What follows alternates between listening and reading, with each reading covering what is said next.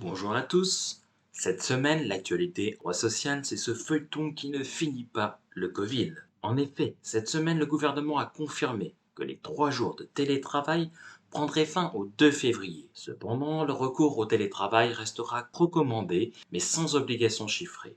À partir de cette date du 2 février, l'obligation du port du masque en extérieur sera levée dans les entreprises, ainsi que les jauges dans les lieux d'accueil du public.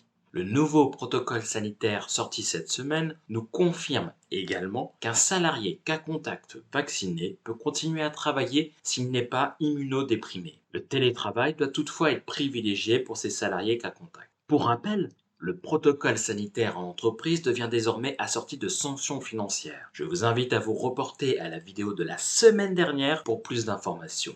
La direction du travail a également précisé cette semaine les modalités de contrôle du télétravail. On y apprend incidemment que les 3 jours de télétravail devront être mesurés sur une base moyennée et non personne par personne. On y apprend que les agents de contrôle devront être attentifs aux risques psychosociaux engendrés par le télétravail, à l'information consultation du CSE sur la mise en œuvre du télétravail, ainsi qu'aux conditions sanitaires de restauration collective en entreprise.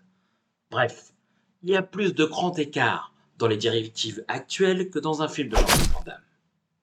Le gouvernement prévoit également de prolonger la prise en charge du chômage partiel à 70% du salaire brut pour les secteurs les plus touchés par la crise jusqu'au 28 février 2022. Cette aide s'appliquera aux secteurs les plus touchés par le Covid ayant subi une baisse du chiffre d'affaires de 65%. Il s'appliquera également aux entreprises dont le métier est l'accueil du public. Les dernières cibles de ces mesures sont les entreprises situées sur un territoire confiné ayant subi une chute du chiffre d'affaires. Toujours en Covid-19 cette semaine, c'est également les décrets d'application de la loi sur le pass vaccinal qui sont de sortie.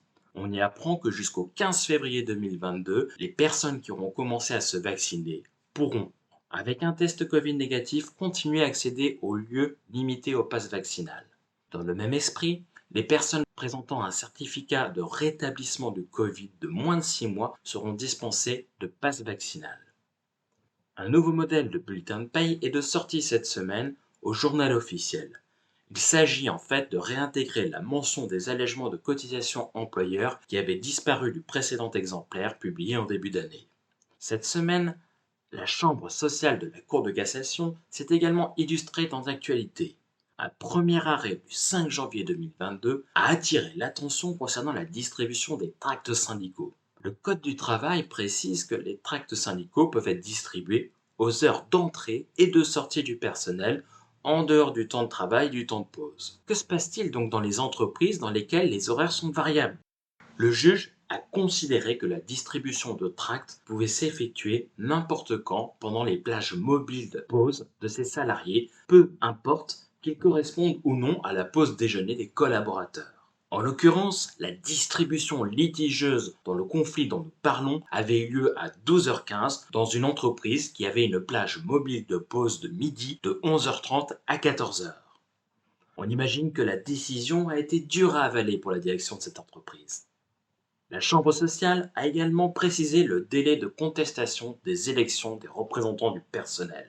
Nous savons que toute élection des représentants du personnel peut être contestée à condition que la contestation soit introduite dans les 15 jours après la proclamation des résultats. Nous apprenons que ce délai de 15 jours compte à partir de la fin du deuxième tour, lorsqu'il y a un deuxième tour, même si la contestation en question ne porte pas sur le déroulement du scrutin, mais sur un fait qui était connu bien avant le deuxième tour. En l'occurrence, il s'agit dans ce cas précis d'une contestation du périmètre des établissements de l'élection qui avait été introduite alors que l'élection avait déjà eu lieu. Ce périmètre était connu depuis le protocole d'accord préélectoral des semaines avant l'élection.